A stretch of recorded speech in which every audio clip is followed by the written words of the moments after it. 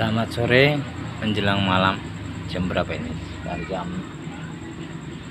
8-an ya. Sudah lama kita tidak berjumpa teman-teman. Salam sejahtera selalu.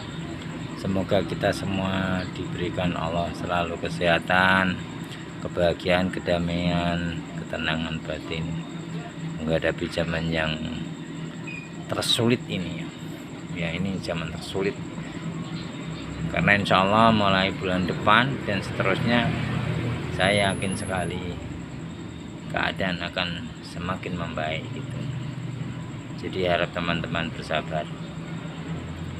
Untuk kali ini saya mendapatkan satu pustaka baru, yaitu dari tuban.co.id dan juga dari kompasiana.com, dan juga sebagian dari skripsi yang membahas masalah Tuban, prasakti Kambang Putih gitu, dan juga prasasti Trawulan gitu ya. Saya nggak mendetailkan ya, jadi karena ini hanya sekadar wacana untuk bincang-bincang saja, nggak ditujukan untuk suatu karya ilmiah atau bahkan yang lebih tinggi dari itu, mungkin tingkat skripsi atau tesis, terus disertasi ya, enggak lah gitu. Jadi ini semacam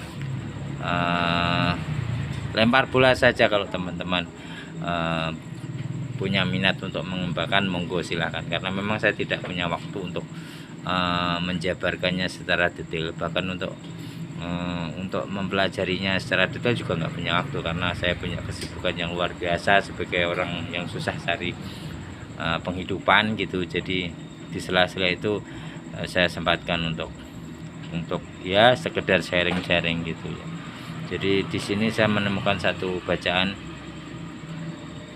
tentang Tuban yang diceritakan dalam prasasti Kambang Putih itu. Jadi dari bahwa Panji Karasakan itu anaknya Erlangga yang akan dipecah jadi 2 Panjalu, dan itu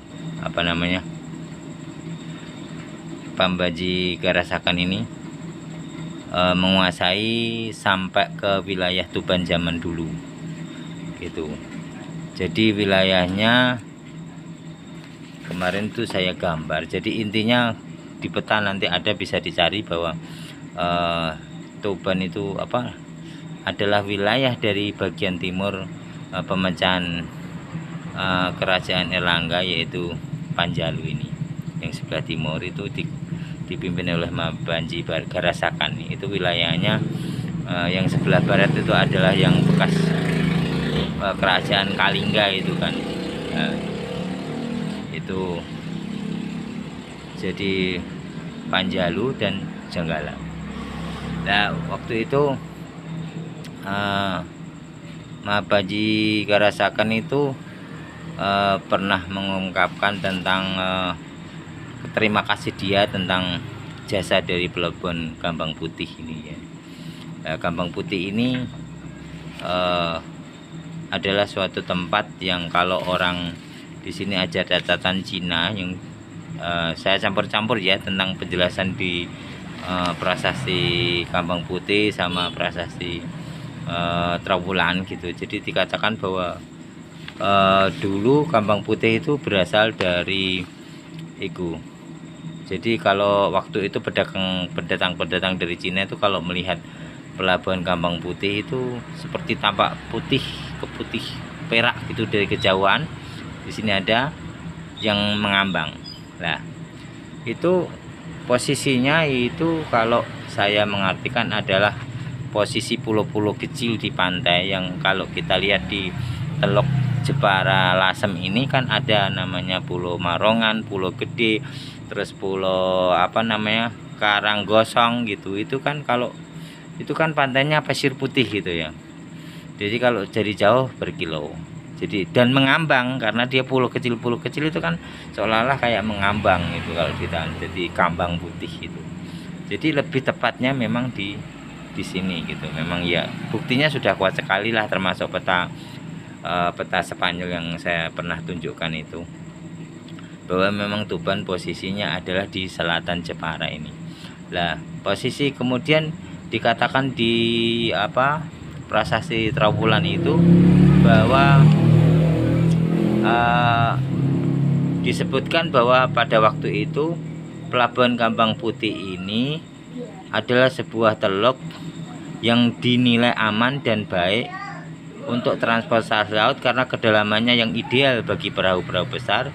Disebutkan bahwa kedalamannya teluk adalah 5 fadem, atau satu fademnya itu 1,7 meter, jadi sekitar 8,5 meter kedalamannya. Dangkal kan gitu. Jadi kalau kita lihat di Google Map itu memang posisi warna lautnya kan kelihatan tuh. Kalau di Teluk Muria itu dangkal gitu lautnya, warnanya kan jadi abu-abu gitu. Nah, kemudian panjang pantai di Teluk Betuban adalah 14 palen. Satu pal itu 1506,9 meter, jadi 1,5 meter lah gampangannya.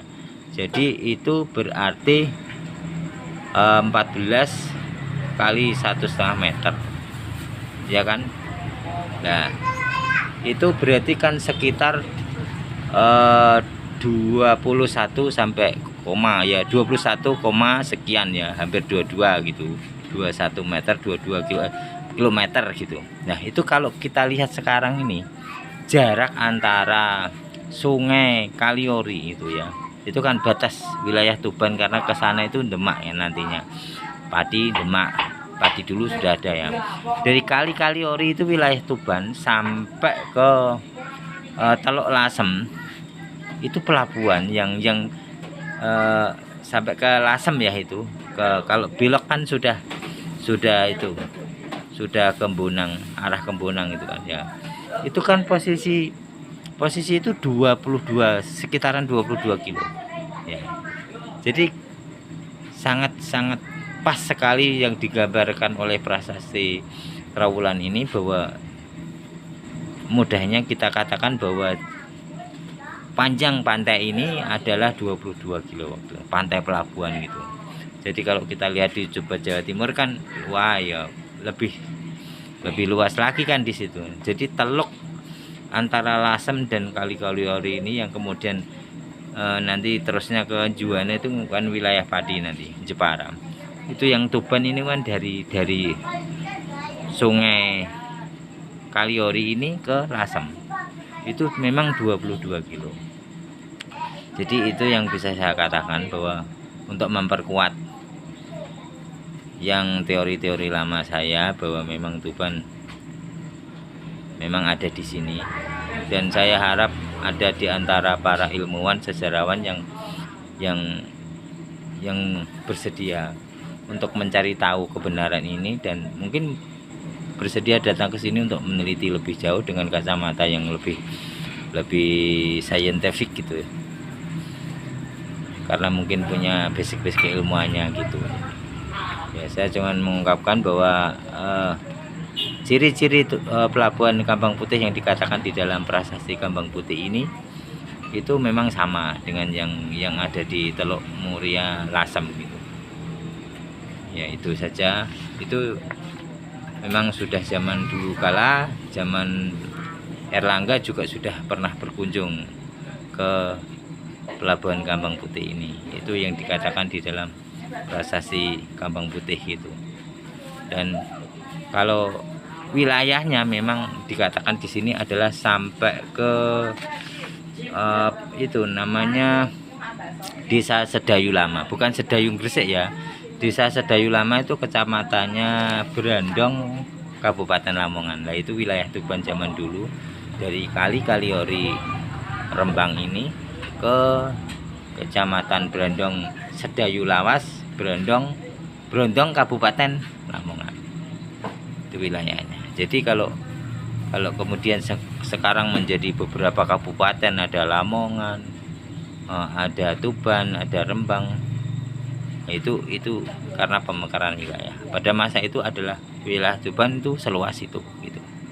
Dan ibu kotanya ada di sini di tepi Sungai Kaliori, dengan ciri-ciri pelabuhan yang disebutkan tadi adalah 22 km, dan dengan kambang-kambang putih, yaitu pulau-pulau yang berpasir putih itu 3 pulau yang ada di lepas pantai ini sekarang jadi tempat-tempat wisata yang melengkapi wisata pantai Pasir Putih, wisata KJB, Karangjaya Beach itu, sama apa namanya yang Pantai Lasem itu.